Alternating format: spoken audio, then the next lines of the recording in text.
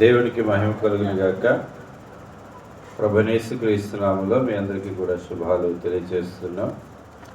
కీర్తన గ్రంథం నుంచి 8వ కీర్తన చదువుదామండి. కీర్తన 8 పుత్రప్రతిత్రుగా చదివి దేవుడి నామాన్ని మహిమపరుద్దాం. యెహోవా మా ప్రభువా, ఆకాశముల్లో నీ మహిమను కనపరచువాడా, భూమి అంతటా నీ నామము ఎంత ప్రభావం గలది. శత్రువులను పగ తీర్చుకున్న వారిని మార్పివేయుటకై నీ విరోధులను బట్టి బాలుల యొక్కయు చంటి పిల్లల యొక్కయు స్తుతి మూలమున నీ ఒక దుర్గమును స్థాపించి ఉన్నావు. నీ చేతి పని అయిన నీ ఆకాశములను నీవు కలుగ చేసిన చంద్ర నక్షత్రములను నేను చూడగా, నీ మనుషుని జ్ఞాపకం చేసుకున్నట్టుకు వాడేపాటి వాడు, నరపుత్రుని దర్శించుటకు వాడేపాటి వాడు. దేవుని కంటే వానిని కొంచెము తక్కువ వానిగా చేసి ఉన్నావు. మహిమ ప్రభావములతో వానికి కిరీటము ధరింపచేసి ఉన్నావు. నీ చేతి పనుల మీద వానికి అధికారం ఇచ్చి ఉన్నావు. గొర్రెలన్నిటినీ, ఎడ్లనన్నిటినీ, అడవి మృగములను, ఆకాశ పక్షులను, సముద్ర మత్స్యములను, సముద్ర మార్గములో సంచరించు వాటన్నిటినీ వాని పాదముల క్రింద నీవు ఉంచి ఉన్నావు. యెహోవా మా ప్రభువా, భూమి అంతటా నీ నామము ఎంత ప్రభావం గలది. ప్రార్థన చేసుకుందండి. పరిశుద్ధ వాక్యం దేవుడు దీవించును గాక. పరిశుద్ధులైన మా తండ్రి, నీకు వందనాలు స్తోత్రాలు చెల్లిస్తున్నాం. ఈ ఉదయకాల ప్రార్థనలో ప్రతిదినము మాతో ఉండి నడిపిస్తున్నందుకు నీకు వందనాలు. మరొక సమయంలో నీ నామాన్ని ఘనపరచడం మాకు ఇచ్చిన గొప్ప భాగ్యాన్ని బట్టి నీకు వందనాలు. వచ్చిన బిడ్డలను దీవించండి, ఆదరించండి, కనికరించండి, మేలుతో హృదయాన్ని తృప్తిపరచండి. మా అపరాధములు పాపములు క్షమించి మమ్మల్ని శోధనలోకి తేక కీడు నుండి దుష్టు నుండి తప్పించండి. నిచ్చినది నీ సన్నిధి మాకు తోడు ఉంచమని, నీ వాత్సల్య బాహుల్యం చెప్పిన మా అతిక్రమాలన్నీ తొలగించమని, నీలో ఫలించే కృప దయచేయమని, దీర్ఘాయుష్ను దీవించమని మరొకసారి మరి ప్రభా, ఇక తండ్రి 10 నిమిషాలు నీ వాక్యోపదేశమును వినడానికి, అందులో ఉన్న శ్రేష్టమైన అంశాలను మేము గుర్తించడానికి సహాయం చేయమని, వినగలిగే చెవి గ్రహించే మనసు మాకు దయచేయమని, మా ఆత్మీయతను బలపరిచి మహిమ పొందమని నీ కుమారుడిని యేసుక్రీస్తు నామములో ప్రార్థించి అడుగుతూ ఉన్నాం పరమ తండ్రి, ఆమేన్. దేవుడికి స్తోత్రం. హల్లెలూయా. మరొకసారి ప్రభువైన యేసుక్రీస్తు నామములో మీ అందరికీ కూడా శుభాలు తెలియజేస్తూ ఉన్నాను. పిల్లరా, దేవుని వాక్యం సెలవిస్తూ ఉంది. మరి ఒక ప్రత్యేకమైన పాట పాడుతూ పాటలో ఉన్నటువంటి శ్రేష్టమైన మాధుర్యమైన రెఫరెన్సెస్ మనం చూస్తూ దేవుడు నమ్మని కనపరుతూ ముందుకు వెళ్దాం. మనం ఎప్పుడు కూడా దేవుడు మనల్ని ఎందుకు ఏర్పాటు చేసుకున్నాడంటే, దేవుడు మనల్ని స్తుతి చేయడానికే బ్రతికించాడు. ఏం చేయడానికి? ఆయన నామాన్ని మహిమపరచడానికి. దేవునికి స్తోత్రం. స్తుతి పాడుటకే బ్రతికించిన జీవనదాతవు నీవేనయ్యా. స్తుతి పాడుటకే బ్రతికించిన జీవనదాతవు నీవేనయ్యా. ఇన్నాళ్ళుగా నన్ను పోషించిన తల్లివలే నన్ను ఓదార్చిన నీ ప్రేమ నాపై ఎన్నడు మారదు యేసయ్యా. నీ ప్రేమ నాపై ఎన్నడు మారదు యేసయ్యా. జీవిత కాలమంతా ఆధారం నీవేనయ్యా. నా జీవిత కాలమంతా ఆరాధించి ఘనపరతును. హల్లెలూయా. మన దేవుడు ఎందుకు ఏర్పాటు చేసుకున్నాడు? మన జీవిత ఉద్దేశం ఏంటంటే దేవుని స్తుతించుట. మన జీవిత ఉద్దేశం ఏంటి? దేవుణ్ణి స్తుతించాలి. బైబిల్ గ్రంథంలో 150వ కీర్తనలో 6వ వచనంలో ఒక లేఖనం సెలవిస్తూ ఉంటుంది. ఏమనంటే, అక్కడ మొదటి నుంచి మనం చూసినప్పుడు యెహోవాను స్తుతించండి, ఆయన పరిశుద్ధ ఆలయం దేవుని స్తుతించండి, ఆయన బలమును ప్రసిద్ధి చేయ ఆకాశ విశాలమందు ఆయన స్తుతించండి, అంటూ ఆయన స్థుతులకు పాత్రుడని చెప్పేసి అక్కడంతా కూడా ఎలా స్వరమండలంతో స్థుతించండి, బోరధ్వనితో స్థుతించండి, తంబురుతో నాట్యముతో స్థుతించండి అని చివరిగా ఒక వచనం అంటాడు ఆయన, సకల ప్రాణులు యెహోవాను స్తుతించుదురుగాక, యెహోవాను స్తుతించుడి. దేవునికి స్తోత్రం. ఏం చేయాలంటే మనం సకల ప్రాణులు కూడా, అంటే మరి జీవము కలిగినటువంటి ప్రతి ప్రాణి దేవుని స్తుతించుదురుగాక, యెహోవాను స్తుతించుడని పరిశుద్ధ గ్రంథం తెలియజేస్తుంది. ఈరోజు కూడా మనం కూడా స్తుతి చెల్లించాలి. స్తుతి చెల్లించుట మరి యథార్థవంతులకు శోభస్కరం అని ఉంటుంది. మరి 50వ కీర్తనలో నేను ఎప్పుడు కోట్ చేస్తూ ఉంటాను, 23 వచనం, స్తుతి యాగం అర్పించువాడు ఏం చేస్తున్నాడట, నన్ను మహిమపరుచుచున్నాడు, నేను వానికి దేవుని రక్షణ కనపరిచినట్లు వాడు మార్గము సిద్ధపరుచుకుంటూ ఉన్నాడు. దేవునికి స్తోత్రం. సిద్ధపరుచుకొనిను అని ఉంది, అంటే సిద్ధపరుచుకుంటున్నాడు. ఏం చేయాలంటే మనం దేవునికి స్తుతి చెల్లించాలి. స్తుతి అర్పించేవాడు నన్ను మహిమపరుచుచున్నాడు. దేవునికి స్తోత్రం. అందుకే మనం ఎప్పుడు కూడా దేవుని స్తుతించాలి. దేవుడు మనల్ని స్తుతి చేయడానికి బ్రతికించాడు. పరిశుద్ధ గ్రంథంలో 43వ కీర్తనలో, యెషయా గ్రంథం 43వ అధ్యాయంలో 21వ వచనం చూడండి ఒకసారి. 43:21 వచనం ఏమనుంది, నా నిమిత్తము నేను నిర్మించిన జనులు నా స్తోత్రమును ప్రచురము చేయుదురు. దేవునికి స్తోత్రం. నేను ఎవరైతే ఏర్పాటు చేసుకున్నానో మరి నా ప్రజలు నా స్తోత్రమును ఏం చేస్తారట, ప్రచురము చేస్తారు, ఆయన్ని స్తుతిస్తారు, ఆ స్తుతిని అనేక మందికి తెలియచేస్తారు.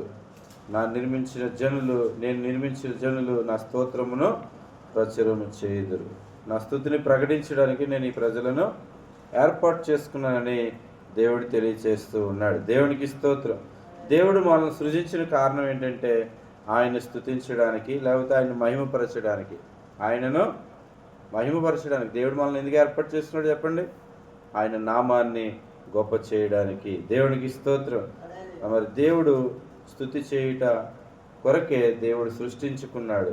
అందుకే దైవజనులు హోసన్న మినిస్ట్రీలో పాట పాడారు, స్తుతి పాడుటకే బ్రతికించిన జీవనదాతవు నీవేనయ్యా, స్తుతి పాడుటకే బ్రతికించిన జీవనదాతవు నీవేనయ్యా, ఇన్నాళ్ళుగా నన్ను పోషించిన తల్లివలే నన్ను ఓదార్చిన, నీ ప్రేమ నాపై ఎన్నడు మారదు యేసయ్యా, నీ ప్రేమ నాపై ఎన్నడు మారదు యేసయ్యా, జీవిత కాలమంతా ఆధారం నీవేనయ్యా, నా జీవిత కాలమంతా ఆరాధించి ఘనపరతును, స్తుతి పాడుటకే బ్రతికించిన జీవనదాతవు నీవేనయ్యా. హల్లెలూయా. మరి దేవుడు మన జీవితం అంతా మనల్ని పోషిస్తాడు. దేవుడు ఏం చేస్తాడని చెప్పండి, మన జీవితకాలం అంతా కూడా తల్లి వల్లే మనల్ని ఓదార్చి బలపరిచి ముందుకు నడిపించేవాడు. ఎందుకనంటే ఇన్నాళ్ళుగా మనల్ని పోషించిన దేవుడు, తల్లి వల్లే నన్ను ఓదార్చిన దేవుడు, ఇన్నాళ్ళుగా మనల్ని పోషించేవాడు. మనకి మన జీవాధారం ఎవరు? దేవుడే. దేవుడు మనకి ఇచ్చినవి ఏంటంటే ప్రాణం ఇచ్చాడు, ఆరోగ్యం ఇచ్చాడు, మంచి కుటుంబాన్ని ఇచ్చాడు, ఆహారం ఇచ్చాడు. మరి ఆయన దేవుని యొక్క రక్షణ కూడా దేవుడు మనకి ఇచ్చాడు. మరి ఒక తల్లి ఎలాగా మరి బిడ్డను ఎత్తుకుంటుందో అలాగే దేవుడు కూడా మనల్ని ఓదారుస్తాడు. ముదిమి వచ్చే వరకు ఎత్తుకుని వాడును నేనే అని సెలవిచ్చాడు. సదాకాలం నేను మీతో ఉంటానని దేవుడు వాగ్దానం ఇచ్చాడు. దేవునికి స్తోత్రం. హల్లెలూయా. కనుక పిల్లల దేవుడు మనతో ఉంటాడు, మనలో ఉంటాడు, మన కొరకు మరి ఆయన ఎన్నో చేస్తూ ఉన్నాడనే విషయాన్ని ఈ ఉదయకాల సమయంలో మనం ఎప్పుడు కూడా నేర్చుకోవాలి. దేవునికి స్తోత్రం. హల్లెలూయా.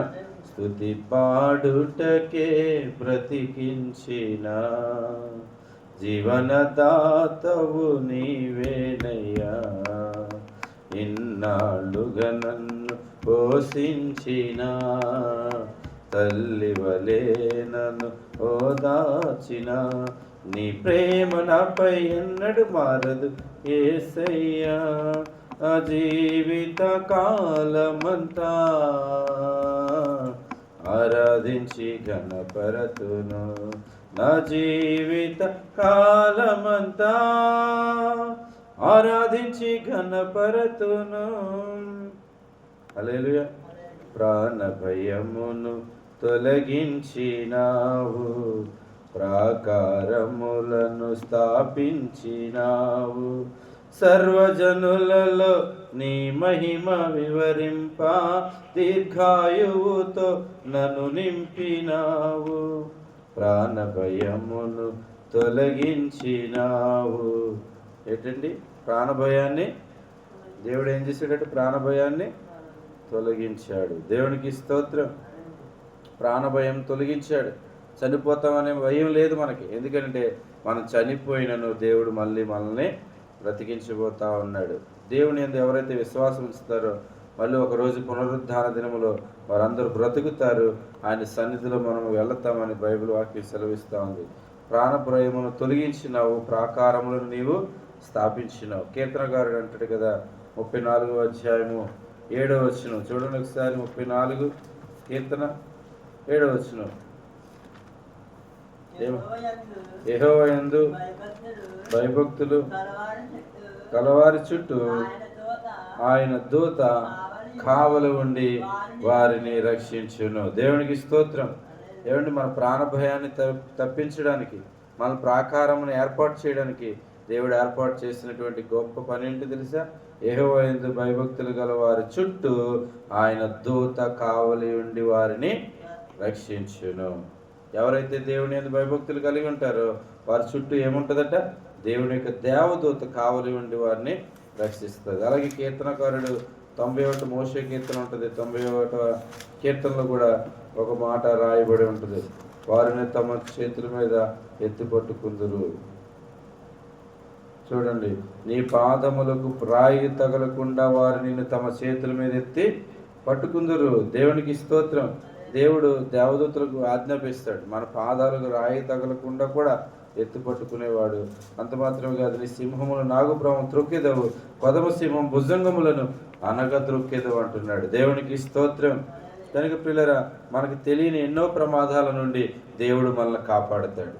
దేవుడు మనం ఎలా కాపాడుతాడు? ఎన్నో ప్రమాదాల నుండి దేవుడు మనల్ని కాపాడుతున్నాడు. మరి వ్యాధుల నుండి కాపాడుతూ ఉన్నాడు, శత్రువుల నుండి కాపాడుతూ ఉన్నాడు, కష్టాల నుండి మనల్ని ఆయన కాపాడుతున్నాడు. మనం ఇంకా బ్రతికి ఉన్నామనంటే అది దేవుని యొక్క కృప. దేవునికి స్తోత్రం. హల్లెలూయా. మరి లోకముల నుండి దేవుడు మనల్ని ఏర్పాటు చేసుకున్నాడు. ఎక్కడి నుంచి ఏర్పాటు చేసుకున్నాడు? లోకములో నుండి. మరి లోకంలో తిరుగుతూ ఉన్నప్పుడు మనం ఎచ్చటి వారము, ఏ స్థితిలో ఉండవలసిన వారము ఈరోజు, కానీ దేవుని చిత్తానుసారంగా లోకంలో నుండి దేవుడు మనల్ని వేరు చేశాడు. అందుకే యోహాను సువార్త 15:16 అంటే, మీరు నన్ను ఏర్పరచలేదు కానీ నేను మిమ్మల్ని ఏర్పరచుకున్నాను అంటున్నాడు. చూడండి ఒకసారి యోహాను సువార్త 15:16 చదవండి ఒకసారి. 15:16 మీరు నన్ను ఏర్పరచుకొనలేదు, మీరు నా పేరట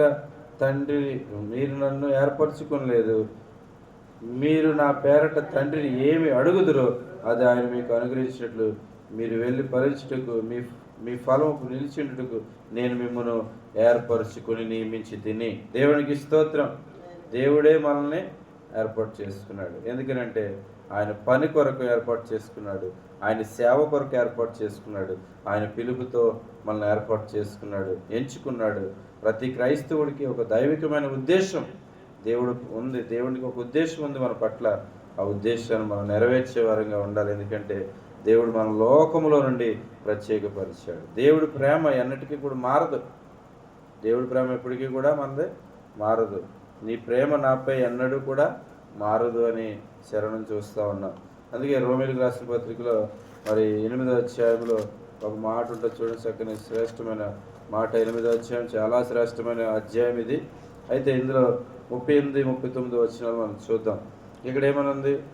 మరణమైనను జీవమైనను, దేవదూతలైనను, ప్రధానులైనను, ఉన్నవైనను, రాబోవైనను, అధికారులైనను, ఎత్తైనను, లోతైనను, సృష్టింపబడిన మరి ఏదైనను మన ప్రభు అయిన యేసు క్రీస్తునందులి దేవుని ప్రేమ నుండి మనల్ని ఎడబాప నేరవని రూఢిగా నమ్ముచున్నాను. దేవునికి స్తోత్రం.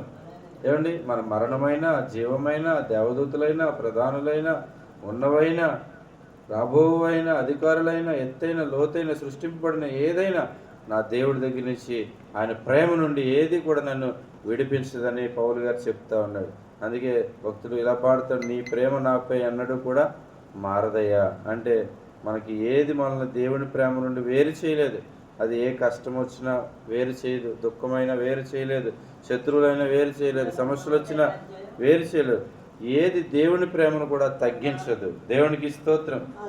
ఏది కూడా దేవుడి ప్రేమను తగ్గించదు. కాబట్టి ప్రియులరా, మరి ఒకసారి మనం చూద్దాం. ప్రాణ భయమును తొలగించినావు, ప్రాకారములను స్థాపించినావు. ప్రాణ భయమును తొలగించినావు, ప్రాకారములను స్థాపించినావు. సర్వజనులలో నీ మహిమ వివరింప, దీర్ఘాయువుతో నన్ను నింపినావు. నీ కృప బాహుల్యమే వీడని అనుబంధమై, తలచిన ప్రతిక్షణమున నూతన బలమిచ్చెను. స్తుతి పాడుటకే బ్రతికించిన జీవనదాతవు నీవేనయ్యా. స్తుతి పాడుటకే బ్రతికించిన జీవనదాతవు నీవేనయ్యా. నాపై ఉదయించి నీ మహిమ కిరణాలు, కనుమరుగాయను నా దుఃఖ దినములు. కృపలను పొంది నీ కాడి మోయుటకు లోకములో నుండి ఏర్పరచినావు. నీ దివ్య సంకల్పమే అవనిలో శుభప్రదమై, నీ నిత్య రాజ్యమునకై నిరీక్షణ కలిగించెను. స్తుతి పాడుటకే బ్రతికించిన జీవనదాతవు నీ. స్తుతి పాడుటకే బ్రతికించిన జీవనదాతవు నీవేనయ్యా. ఇన్నాళ్ళుగా నన్ను పోషించిన తల్లివలే నన్ను బ్రతికించిన నీ ప్రేమ నాపై ఎన్నడు మారదు యేసయ్యా. నీ ప్రేమ నాపై ఎన్నడు మారదు యేసయ్యా. జీవిత కాలమంతా ఆరాధించి మృతును, నా జీవిత అంతా ఆరాధించి గణపరతును, ఆరాధించి గణపరతును. హల్లెలూయా. వీళ్ళ ఆలోచించేయండి. దేవుడు ఈరోజు మన జీవితాలను తల్లిలాగా మనల్ని పోషిస్తూ ఉన్నాడు. మన ప్రమాదాల నుండి ఆయన కాపాడుతూ ఉన్నాడు. మనం ప్రత్యేకంగా దేవుడు ఎన్నిక చేసుకున్నాడు. ఆయన ప్రేమకు కారణం ఏంటంటే ప్రియులరా, మరి మనము పాపులమై ఉండగానే క్రీస్తు మన కొరకు హేతువు లేకుండా ఆయన మనల్ని ప్రేమించాడు. అంటే ఏంటంటే, మనం పాపులమై ఉండగానే క్రీస్తు మన కొరకు చనిపోయాడు. మరి దేవుడి ప్రేమ మన జీవితాన్ని స్తుతిగా మారుస్తుంది. దేవుడి మీద ఉన్నటువంటి ప్రేమ అది మన స్తుతిగా ఉంటుంది. మనం ఎప్పుడైతే దేవుని ప్రేమిస్తామో పాటల ద్వారా, కీర్తనల ద్వారా ఆయన నామాన్ని మహిమపరచకుండా మనము ఉండలేము. నీ ప్రేమ మాధుర్యమే నా నోట స్తుతిగానమై ఉంటుందని మరి భక్తులు తెలవిస్తూ ఉన్నారు. దేవుడి ప్రేమను అనుభవించిన వాడు ఎప్పుడు కూడా దేవుడి మీద ఫిర్యాదు చేయడు. నువ్వు నాకు ఇలాగ ఎందుకు చేస్తావు, నా జీవితంలో ఎందుకు ఇలాగ వచ్చిందని మనం ఎప్పుడు అనుకో. కృతజ్ఞతతోటే మనం జీవిస్తాం. ఎలా జీవిస్తాం చెప్పండి? కృతజ్ఞతతోటే.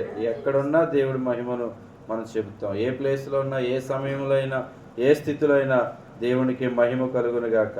నేను యెహోవాను ఎల్లప్పుడూ కూడా నేను దేవుడిని ఎప్పుడు స్తుతిస్తాను. కీర్తనకారుడు అంటాడు కదా, 34వ అధ్యాయము 1వ వచనం చదవండి ఒకసారి.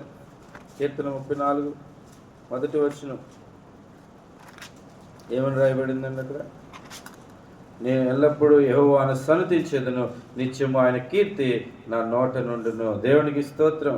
మరి ఈ యొక్క కీర్తనలో 3 సత్యాలు మనకు అర్థమవుతూ ఉన్నాయి. మన జీవితంలో ఒక ఉద్దేశం ఉంది, దేవుని స్తుతించుటే ఆ ఉద్దేశం. రెండోది ఏంటంటే మన జీవితం అంతా దేవుని కృప మీదే ఆధారపడి ఉండాలి. మరి దేవుని ప్రేమను ఎప్పటికీ కూడా మారదు, మార్పు లేనిది. అందుకే మనం కూడా ఇలా నిర్ణయం తీసుకుంటే మంచిదని ఈరోజు ప్రత్యేకమైన నిర్ణయం తీసుకున్నాం. జీవితకాలం అంతా దేవుని స్తుతిస్తూ మనం జీవితం. అడ్డు కృపలో దేవుడు మనల్ని బ్రతికించి ఆయన కృప చేత బలపరిచి నడిపించును గాక. ఆమేన్. ప్రార్థన చేసుకుందామండి. చిన్న పాట, మరొకసారి ఈ పాటను మనం పాడుకుంటూ ప్రార్థన చేసుకుందాం.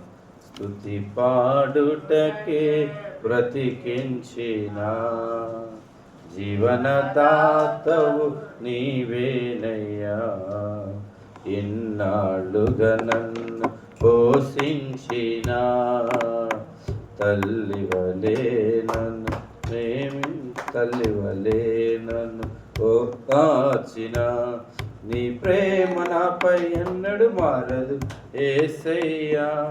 నా జీవిత కాలమంతా ఆధారం నీవేనయ్యా.